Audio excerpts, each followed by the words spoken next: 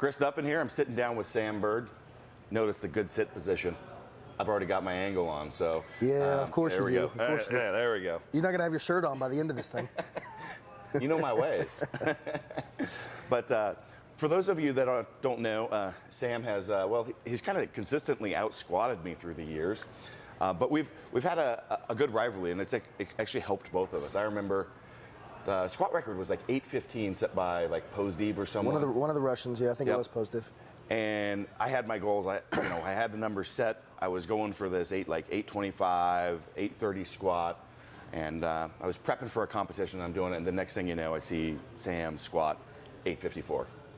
Like, son of a bitch. All right, let me change my plans. So I came back, hit 860. Honestly, it wasn't in my opinion, I got 2 whites and a red, and it was a little high, but I came back and hit 881. I feel really good about that afterwards. I'm like, there's a number. That one's sticking in the books. It's going to be there when my kids are older. It's going to be there forever.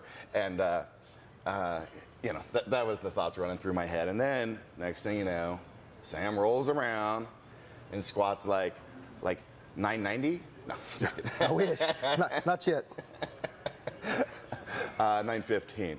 So not just blowing through the 900 barrier, but really taking it a step up a notch. So remember, this is 220 raw.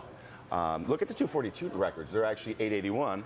Yeah. So, which was my prior. So the 220 for squatting is one of the most competitive classes. And so Sam and it's been great having you close, because for so long there's been a gap between the squats, and it's really just been me against me. And I've got a lot in the works. I've been in law school. I've been trying to build a business, and I get sidetracked. And it was really a big push to have you come along and break that, because it pissed me off, because I had just torn my bicep right after that 854, and I thought I was thinking about retiring and just putting all my energy into my business. And I thought the 854 would stand for a little while. And then next thing you know, somebody comes along and I'm like, well, shit, time to get back to work. Yep. And that really pulled me out of my slump, got me back in, and looking forward to competing with you. Yep, I remember that, because you started doing some strongman stuff, and I'm like, what's Sam doing? Well, all right, I'm chasing the squat number. Yeah. And then it got you.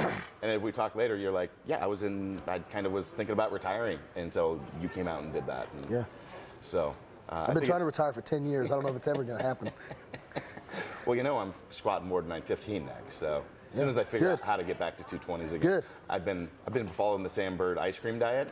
It's been doing wonders for, my gut size. So, if you don't follow Sam on social media, he has a thing for ice cream. So I think he's on even Pinterest. We joked about this. You on Pinterest? I am on Pinterest. We're remodeling my mom's house. I remodeled a condo, so I get on there and find pictures. I'm not a decorator, so I've got a lady that does my stuff, and hey, that looks cool. Make it look like that. So yeah, I do. I am on Pinterest. I knew it. Yep. My wife was always telling me, you should be on Pinterest. I'll bet you there's other powerlifters on there. I'm like, no, there's no powerlifters on there. But I'm pretty damn sure I think Sam Byrd's on Pinterest. I am on Pinterest. I'm guilty. Guilty as charged. That's fun. What are your plans for the future of competing? Right now you got that untouchable number out there, but I don't know about untouchable, but I hit that and really kind of taken it easy since then. I've had that goal in my head for a long, long time, and after I hit that, I just kind of put my energy back into my business, put my energy back into doing some other things, spending time with family, and just kind of laid low. And it's been tough with as busy as I've been with life. Adulting, it gets difficult at times, and it's hard to keep that balance, that pendulum swing. And right now it's outside of the sport. I think I've just about conceded I'm really only good for, 1, maybe 2 competitions a year. So right now I'm focused on the animal cage, first weekend in March, which I do every year. And I will probably compete at something right around that time frame, same as I did this year. Okay. And then after that, I'm not really sure, but I plan on staying in 220s. Some of you guys need to go on up to 242, and I'll stay in 220s for a little while. I think I'm kind of stuck at the 242 at the moment, unless I do some serious, fixing my eeating habits. You could shave that beard and let all the squirrels and rats move out of there. It might save you a good 10 pounds. Don't tell my wife about that. Well, that's one of the things that we've talked a lot about, and I think why we've got fairly good mutual respect, despite being, competitors, is the two of we've been in a similar situation where a lot of people that we compete against don't have the level of like the work stress, like that whole balance of other stuff at the high level that we've done in our careers at the same time as managing that lifting. And I think a lot of the folks don't realize that, you know, some of those top level lifters, they don't have like this, you know, executive level or attorney or like these things that are, it gets really, really demanding. Like going to the gym, tell me what it's like after going to the gym after a day where you've been on trial or, you know. It's tough. And not to say that the other lifters don't have their own stresses. They're busy. They've got, you know, they got the personal training. They've got, you know, some of them run gyms, some do the online training, but a lot of them, the vast majority of them are involved in the sport, which, you know, even though they're busy and it's time consuming and I'm sure it's stressful, their mind is, it's one-sided, which you almost need to succeed in this, is that tunnel vision to all of your energies, all of your focus devoted to your aspirations in the sport. And when you've got other things in the works, you've got these balls in the air that are outside of this world, you know, you've got two worlds that you're trying to live in. It makes it tough to pull from one to the other. And that's what I've been struggling with. You know, it was tough in school, but, you know, I figured out a rhythm where I could, you know, train and, you know, take a break around exams and that sort of thing, and I figured out that rhythm. Well, real life, you know, I'm in trial law, so everything I do is very reactive. There's deadlines, and it's very high stress. I'm dealing with people's kids, people's finances, people's retirements, jail time, you know, murders, rapes, assaults, you know, divorces, severe child abuse cases. And that stuff is really stressful. It wears on me because, you know, these people's lives are in my hands, and it's something I just can't turn off at night. And you know, it's very stressful for me. And, you know, I'm in court a lot of times. I'm in court almost every day, and that's not my calendar. I don't get to eat on a schedule. I eat on the judge's schedule. So I could eat, you know, at 7 o'clock in the morning. I might not eat again until 2. And I'm sitting in court. I might not have any water available. So you know, I'm dehydrated when I train, which is probably a lot of what happened to tearing my bicep, is I didn't have that fluid in there. But it's stressful. It's hard to plan because there's no consistency. I'm very routine oriented. I like things set, and my life right now is anything but. And that itself is an additional stressor. There's no consistency, which makes it tough. And I don't want to spend too much time kind of dwelling on those negative parts. I just remember how tough it was some days where that total mental exhaustion. I mean, it's all just mental work. It is. It's emotional, like, because again, people's livelihoods, how they, you know, all this revolves around how well you perform your job and, like, you know, what you're doing and how well you're bought into it and are you engaged. And that level of engagement when you walk away to the gym and you're like, okay, now I'm going to train, and you haven't done anything physical at all day long. No. And you walk in and you are drained. You just can't even. You're like, wow, I got nothing in me today. Yeah, the CNS. You know, you hear people talk about training. There's training on the nerve, which is where, you know, you get psyched up and you're not just training muscles anymore. You're training that excitability threshold. And I feel like I'm on that nerve all day long at work, and then to go to the gym and try to tap back into it to have anything left. From, you know, I get an adrenaline dump when I get up in front of the judge and I'm arguing my case. Somebody says something, and, you know, I get my position. I get passionate for my cases, and I tap into that adrenaline. All of a sudden, I've got an adrenaline dump, and I'm doing that, you know, all day long. And then I get to the gym and try to, you know, the reserve is tapped. Your reserves are gone. It's gone. Yep. It's gone. It makes it tough. I use auto regulation for like all our online clients because I explain to people that you can build these perfect cycles, training cycles on paper, on the computer, wherever you want. But, you know, all these other stressors in our life, it's all cumulative. That is training as well. Yes. And people don't realize that, you know, a fight with the significant other, family troubles, hell, even bad traffic, you know, just something at the wrong time of day can really just destroy that stuff. And taking your pre-workout and getting stuck in traffic for an hour, you know, your adrenaline's gone before you ever get to the gym. But so it's cumulative. People got to consider all that stuff into their training and be able to manage that ebb and flow and not just go, well, I was supposed to do this today. Mm-hmm. I have to do this. Well, you've got to have some sort of feedback loop and responsiveness to the training. So for sure. You know, this, like I said, it's been interesting, Sam and our relationship, just because we've been competitors.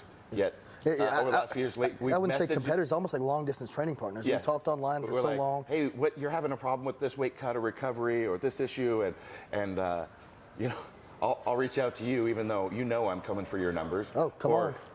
Or the same, you're reaching to me saying, hey, what's the help with this, and this?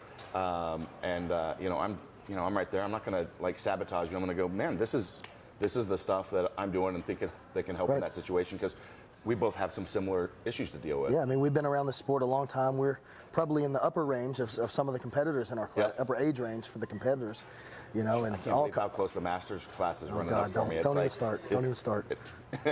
But all the injuries we've gone through, similar injuries and rehab, and the muscular imbalances that we've both been dealing with the last several years, trying to, the strength has been there. We just haven't been able to execute because there's injuries, and trying to work around all those. Talking to you about the mobility stuff, which is, played with a shoulder rock the other day, which is great. I'm going to have to get one of those to play with. But yeah, all of that stuff, from cutting weight to mobility to training, and it's been good having somebody to chat with and bounce ideas off. Yeah, absolutely.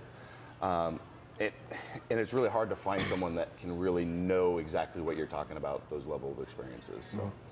But you just talked about the shoulder rock. I mean, the last couple of days, we've bounced some stuff back and forth. We've been in the gym with ourselves and then with some other people, giving them advice, giving each other advice. And you were dealing with some shoulder, pec issues, and we kind of walked through some of my DMS, my Duffin movement system, specific to you. There's a whole lot behind it. Right. Do you have any feedback on I mean, I know the stuff I do is actually a little odd and a little weird, but how did you find it? Did you find any of that effective? I did. We did some mobility work. Without getting into too much detail, it's not quite ART, but there's some aspects of that to it. The stretching, tapping in. Right now I'm so immobile, and some of these joints are immobilized, and working with you, trying to mobilize certain joints and muscles to get to where I need it. So, a pec stretch for me, for instance, I'm having trouble with my wrist right now, which, anytime I try to stretch my pec, it's in my bicep, which is, again, probably why I ended up tearing a bicep, because everything is just so out of whack, and trying to get that. So we did some stretches, we did some mobility work, did some pressure point release, which really loosened me up. And you could tell, we worked on my right side first, and we did the overhand, assessment test, and there was a noticeable difference just in 10 or 15 minutes. Yeah, it's always, you always want to do, when you're doing stuff like that, what we call test, retest, so you know whether it did effects. But we were testing your movement left to right, and then we worked on that right side for a while, and it was really weird. We actually didn't do any stretches. We were doing we were working on some nerve issues, some flossing, some other things on the peripheral nerves, and immediately you went back and you hadn't stretched, and all of a sudden you're like, wow, I can move. Yeah, the stretching for me has not worked. It's all in mobility and releasing. It's not really a flexibility thing, and a lot of people, they stretch, and if they're like me, I've been stretching for years trying to fix everything, and that is not the problem. So some of this releasing, you're talking about the nerve stuff. I've not been able to relax into a stretch to be able to get there, and it's because the nerves are so on tension all the time, and you do a couple things and hit a couple spots, and all of a sudden it releases, and you're like, oh, that's an extra 3 inches of movement that I haven't had in a year. What's going on here? Yep. So it's good. Yeah, I find that this is a big thing I try to push all the time, because people are they think that mobility is the piece that they're missing, and so stretching is the answer, but they don't realize, and we talked about this, that stretches is an output of the bad things, mobility is an output. Lack of mobility is an output of the bad things that are happening from either movement, lack of stability in the joints, which can lead to some nerve issues going on as well. But it's really an output, and doing the stretching doesn't necessarily fix your problem. And that's exactly what you found, right? So, so good. I'm glad we had some good experience, and definitely the next step for you after the other stuff that we worked on was, I think that shoulder rock is going to be a really good tool for you. So. Really, it really is, and it does a hell of a lot harder than it looks too.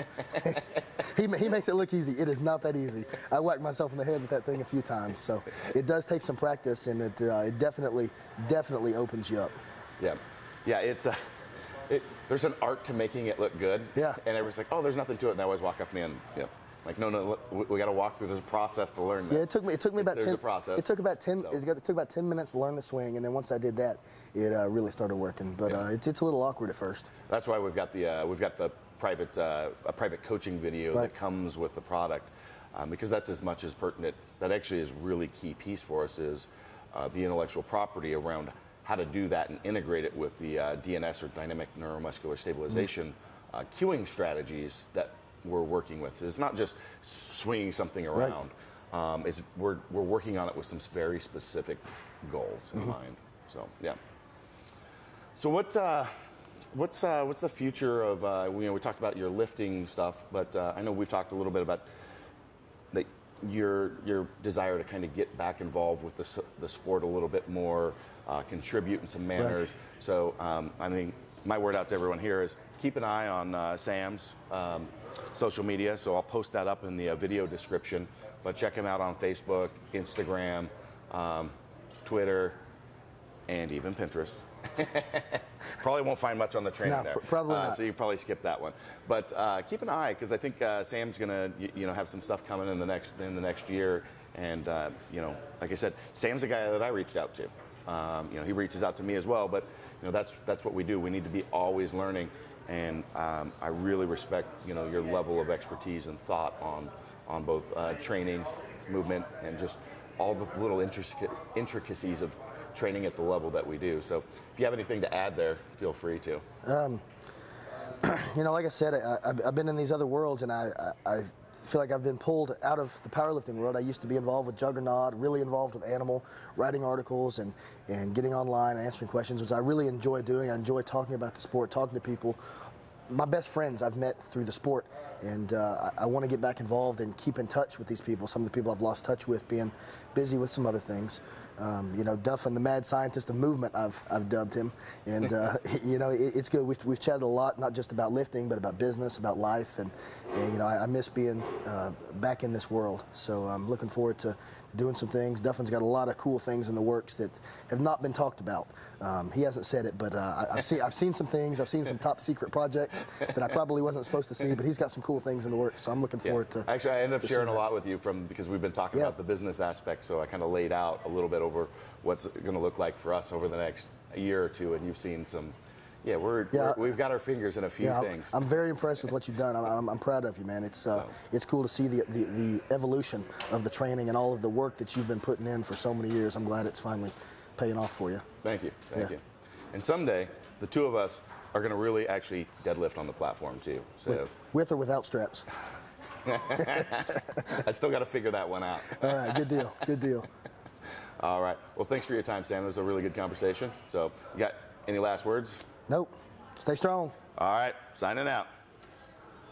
Well done. I think that was really good. Good deal. Yeah. Appreciate it. If you'd like to support the production of further content and maximize your athletic performance, check out kabukistrength.net. Our goal is to provide you with the tools and the methods to maximize your performance. There's constantly adding new products to our site, so please check it out. All that's left is for you to bring the attitude.